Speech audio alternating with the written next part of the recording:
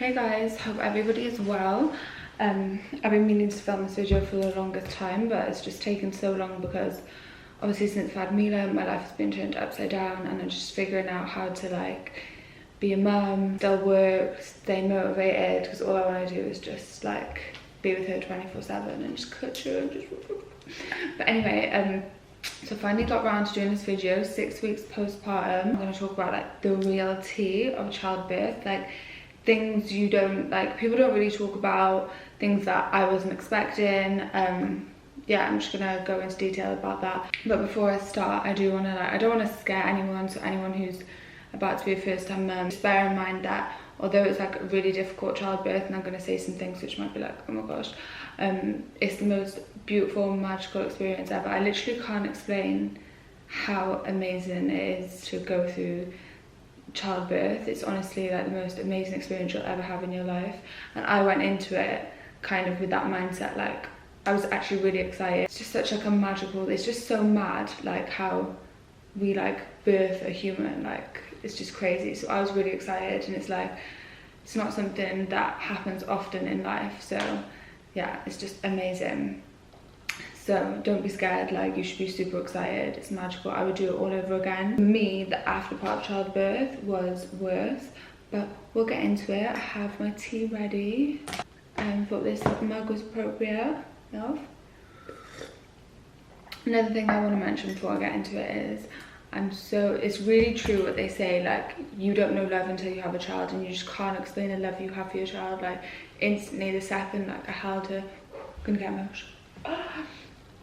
It's just like, I can't explain it. It's just like, it's overwhelming. I'm just so obsessed with it. Okay, but I'm gonna get into it. So I'm just gonna start by going from the second my contractions started all the way through into postpartum up to today, 6 weeks postpartum. So I was due on July the 4th, and on July the 3rd, it was a Friday. I remember my brother and his girlfriend, well, his fiance actually, were down, and they were down in the day. I didn't feel any twinges. Like I remember they asked, do I feel anything? I was like, no, baby's gonna be late. I had a feeling like she was gonna be late because I didn't feel anything. And then it gets to midnight, turning to July 4th, my due date, and I'm upstairs, my partner's downstairs, and I had this pain. It felt like a period pain. Obviously you get like little twinges and stuff like during the latter part of your pregnancy. This felt different. I was like, oh my god, like I was like, if this happens again the second time, then I feel like that's a contraction. 14 minutes later, because I timed it 14 minutes later, the same pain happened again. I was like, oh my god, I'm about to like go into labor. Obviously it was really early stages. It wasn't like as painful as they get, but it was definitely like a stop you in your tracks kind of pain. So I went downstairs, said to my boyfriend, I was like, I just had 2 contractions. And obviously because it's just, the clock is just in midnight on July 4th, he thought I was being like just extra, do you know what I mean? Like it's my due date, I'm having contractions. So he was just like, okay. And I knew what he was thinking, that I was just being a drama queen, because I am. But I was like, okay. So I go upstairs, the contractions are coming like it was like every 10 minutes. It was just like, and they were like warming up. And then he came up about probably like 2 AM or something, and he just went straight to sleep, and I was just dealing with it. I didn't say anything, like I was just dealing with it by myself. They were getting really intense. Like I can't explain a contraction. I think the best way to explain it is it just overtakes your whole body, like your mind, like everything. It's overwhelming. So I kept having like hot showers. I felt like, I don't know why it worked for me. I don't know if it was a distraction. Like you just don't know what to do. I'm just walking like, oh my god, and you know it's gonna come again. So I was like, hot bath, getting out.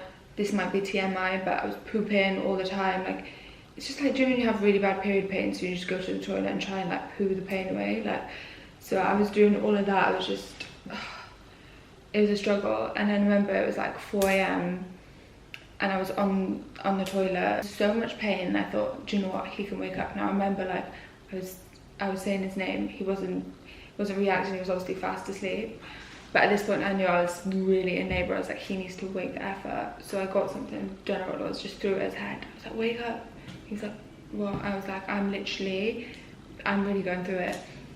And he's like, okay, let's start timing them. We started timing them, and they were like random, like every 5 minutes, every 7 minutes, whatever. I feel like I'm making this really long, so let me just get to the point. So anyway, we get to like 2 minutes apart. I was like, I need to go. Like, I felt like in the car on the way there, I was giving birth. I was honestly, it was intense.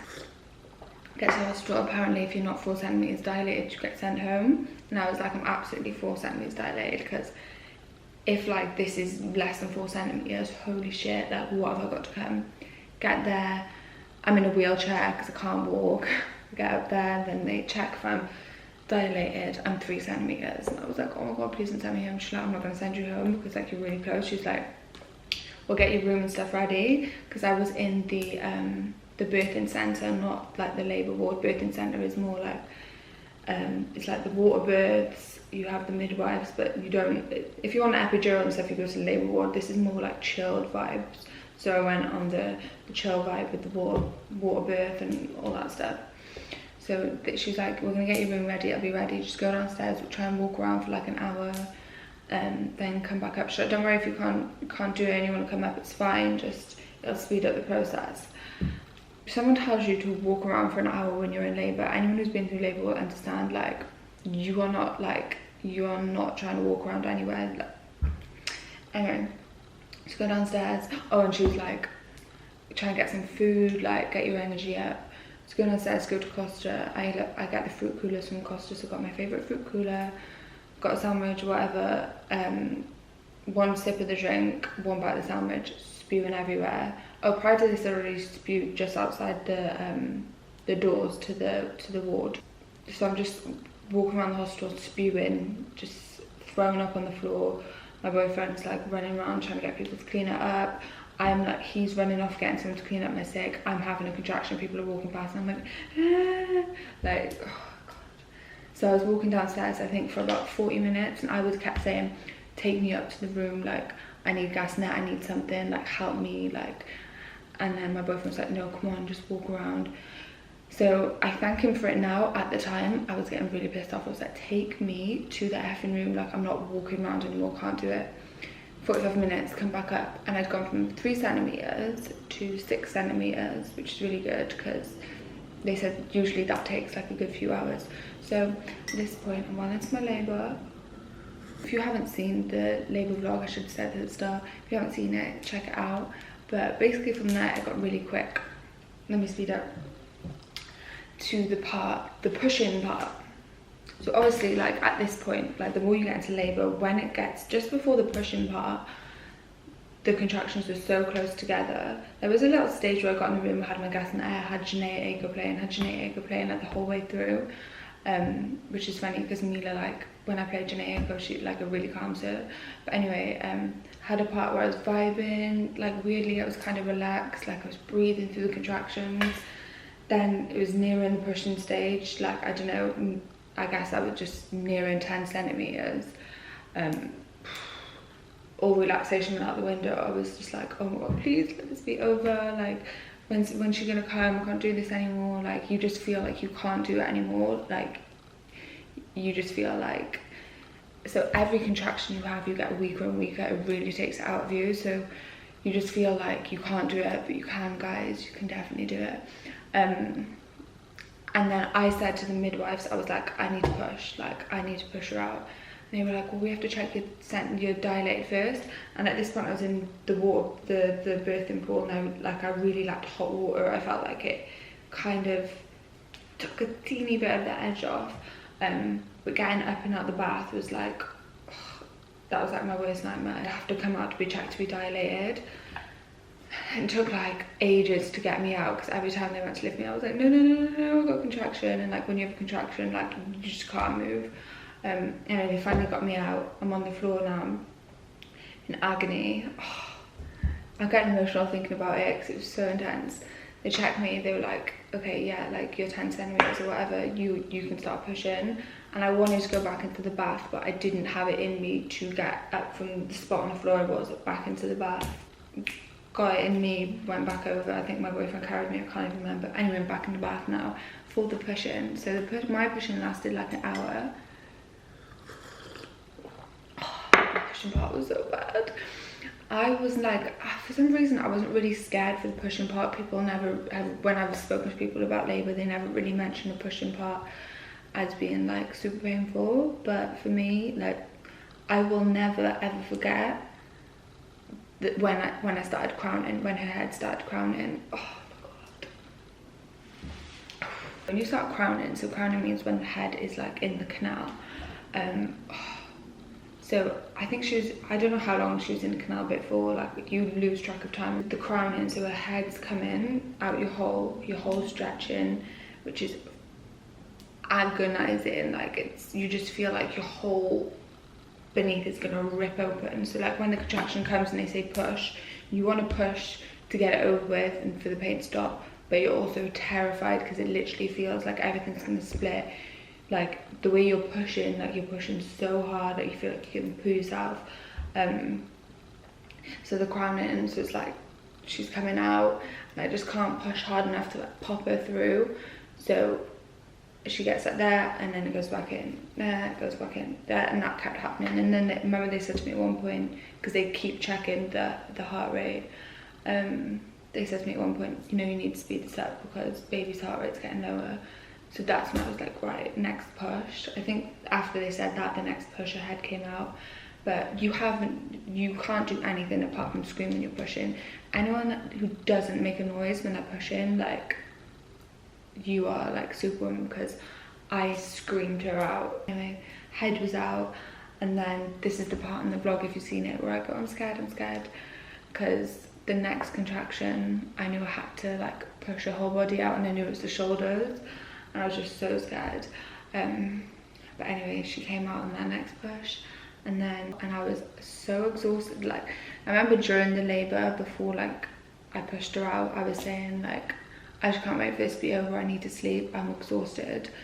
Then when she came out, although you're exhausted straight away, like I was like, then you get like this flood of, it feels like a flood of chemicals around your body and emotions and adrenaline and just so much, like I can't even explain. They put her on your chest and it's just like, that moment, it's like you're too kind of out of it to really like be like, it feels kind of surreal because you're so out of it, because you're so exhausted. But the flood of, I can't explain it, this is what I'm tripping over, I can't explain it. Anyway, so after that, for me, is it, I wanted to keep my baby attached to the placenta for as long as possible. I didn't want them to cut the cord straight away, so I was in the bath with her on my chest for a good 20-30 minutes before I even got out. And they got me out, and then I went over and sat on a part of the floor, had some more skin some more time. And basically when the umbilical cord stopped pulsing, that basically means everything is from the placenta, which is good, the nutrients they need all got to her. Then they cut it, well, my boyfriend cut it, and then they got me up to have, they brought like this big chair in to start stitching me up. And so I did tear, had what they call labia tears, and they were stitching me for, I don't know how many stitches I had, but they probably stitched me for like 45 minutes. The stitching part didn't hurt, it wasn't pleasant, but it wasn't like painful. Halfway through the stitching, they put her on me to latch, and like literally she latched instantly. And so she was feeding and they kept me stitching, I was just looking at her. So that kind of took the edge off the stitching. Then after that, we went to, we had our own private room. Because of COVID, my partner had to leave after 3 hours, which sucked. Because I was like, oh my god, what am I going to do? I don't know how to change a nappy, what the F, like I'm going to be completely by myself with this newborn baby. But it was actually like, in hindsight, it was nice to have that bonding time with her. I like literally, I just stared at her. It's mad because you're so exhausted, because I obviously didn't sleep the night before, and now we're in the second night. I couldn't sleep because I have a baby and I just want to look at her. Oh, another bit I wanted to mention, which I didn't know, I didn't think before really, but when I got up after having my stitches and I was like, they let me to go have a shower, they like helped me into the shower. When you like stand up and like walk, like it's a weird feeling. It's like everything that was like being pushed around, like your organs and stuff, it's kind of like they've all just kind of like dropped. So when you're walking, it's just like, I can't explain, it's just like a weird feeling. It's just like everything's dropped and like it's just strange. So I wasn't prepared for that. That wasn't like painful or anything, it was just like weird. It's things you don't think of, but it kind of makes sense. And then you just have this little, like me personally, my belly went down straight away and had just this little like skin, like it was weird. Anyway, yeah, my vajayjay I looked straight away, and they tell you not to, but I did look straight away. It was completely normal, which I was happy about. My boyfriend was allowed back in the morning, so he came first thing, and we chilled there with her for a bit, then to do the last checks. Then we went home, and then when my beautiful pregnancy birthing experience, this is when it changed, is when I got home. So they tell you to like rest just after birth, like you should rest, like your body's been through a trauma. I didn't listen. And we've got a 3-story house and like big stairs, so like I'm up and down, like you're a first time mum, you just want to do everything. Also our baby had jaundice, and it's a long story, she was just like just below the line for treatment, so we were having to go to have a blood test every day at the hospital. So the first 5 days we were in and out of hospital, and it's like the A&E, so sometimes like you're waiting, so I'm up, down, walking in and out the car, and obviously like I've had all these stitches. Long story short is I did too much and I got an infection, and oh my god, anyone watching this who's about to have a baby, the likely chances are if it's your first one you are going to tear. Please listen to me when they say chill, relax, like spend a lot of time lying down, even though it's hard. You have a newborn baby, so you want to be doing everything. Get whoever you can to help you, because I regret so much not listening, because that infection, oh my god, it was so painful. So imagine you're bleeding a lot, so you have to wear big huge pads, obviously, because you have a lot of blood coming. And imagine then I get a hematoma, so I'm infected, so I have a hematoma, which is basically like my vagina got so swollen. Sorry for TMI, it got so swollen. Hello? Yeah, vagina's completely swollen. I don't know what was going on at first. The infection kind of built up over time. But basically, imagine like your vagina, imagine touching it like this, just gently, agonizing, like so painful. So I couldn't stand, I couldn't sit, I couldn't move. I was so upset, and then obviously had the baby blues, so I'm already emotional and crying and whatever, and then I can't properly take care of my baby because I can't move. I'm not exaggerating. I can't stand, I can't walk, I can't do anything, even to breastfeed. Mila's dad would have to put her on my boob, take her off, because I couldn't maneuver. And like even my boyfriend said to me, like, I know now since watching you do childbirth that you've got a good pain threshold, so something must be wrong if you're in this much pain. Honestly, for me it was worse than childbirth. It was so bad. So I think initially I didn't realise it was an infection, because people say like, you know, expect to be in pain and stuff, but I was like, this can't be normal. Like how do people like look after a baby, especially if you're a single mum and you don't have help? Like I would be effed, like, because I couldn't move. So then I went to get it checked, and they said it just looked like a really bad swelling. So just to ice pack it, you get loads of different advice, which is annoying. Anyway, I think it was like the day later, the swelling just got crazy, and that's when I was like, right, someone needs to help me. Like I ran the hospital, I was crying, because basically you have to wait to be seen. Someone should be waiting 8 hours, because I went a few times. One point I was waiting 8 hours, standing, leaning like this, because obviously I can't sit down because anything touching it. And imagine, like, this is the one place where you can't like have it just airing out. If it was just your arm, you had an infection or something, you can just leave it to get air, nothing touch it. But with this, like, obviously I've got a pad on, I've got knickers on, like I'm walking, it's chafing. Oh guys, it was horrendous. Anyway, I finally got treated. They found out I had hematoma, which is basically like internal bruising, and the blood comes out of the blood vessels. I don't know, but I got like antibiotics and I got treated for it, and within like 2-3 days I felt back to normal. I thank the Lord.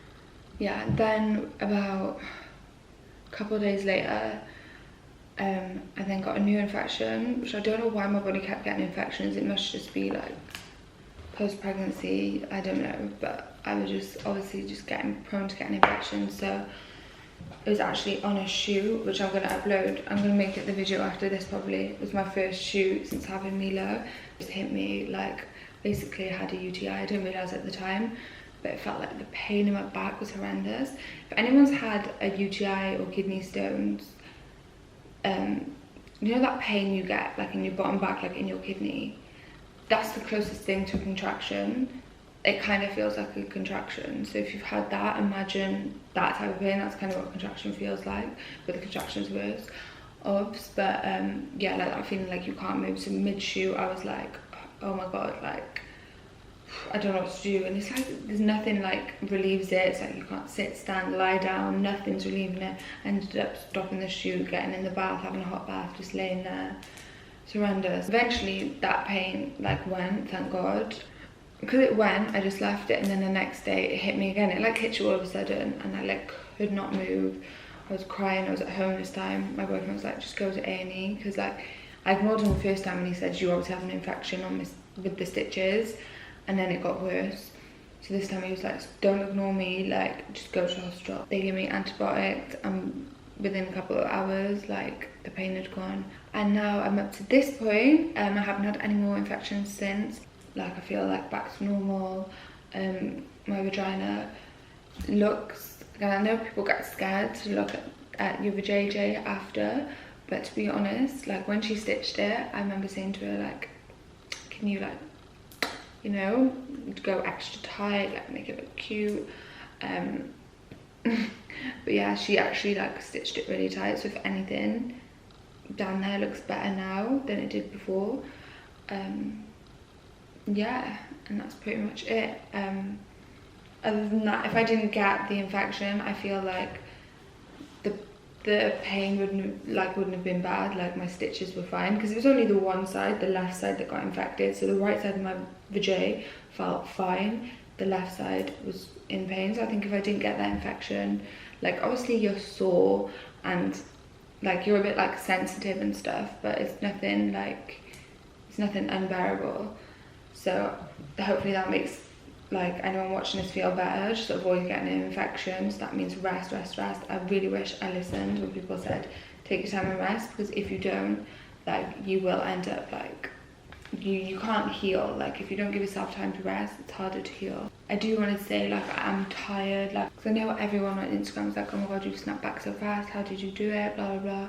I think to be honest, because of the stress of my infection, like I just lost my appetite, so I think that probably helped me get like any extra weight that I had, get it off, which I didn't want to lose the weight anyway. I really love my baby weight. That's pretty much it, guys. That is the real tea on childbirth.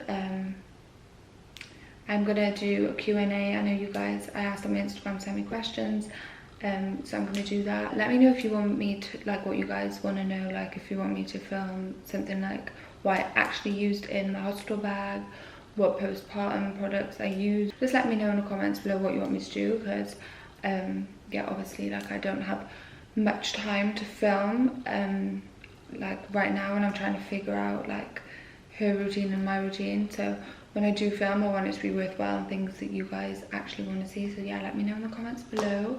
And yeah, I hope anyone who's watching this is excited for childbirth and not scared. And yeah, if I could give any advice, it would be to, I'm really glad I didn't have any pain relief, because I feel like I would have teared more, because if you have an epidural, for example, you can't feel anything down there. So when the contractions come and they say push, you don't necessarily know when your contraction's there to push, and that can result in like more tearing and stuff. And for me, because the after part of birth was worse than the actual birth, I would avoid making that after part any worse, if that makes sense. So my advice would be, like, if you can, avoid having an epidural, but obviously I can't speak on behalf of everyone who's had it, so this is just my advice. And yeah, like relax, breathe for your contractions, do your breathing techniques, play some relaxing music. I think the more comfortable and relaxed you are, the better your birth will be. I honestly had an amazing birth, so yeah, good luck to any first time mums. Like, it's so exciting, like your life is gonna change. Anyway, I'm gonna go check on Mila. I hope you enjoyed this video. I hope I covered everything, and yeah, see you guys in my next video.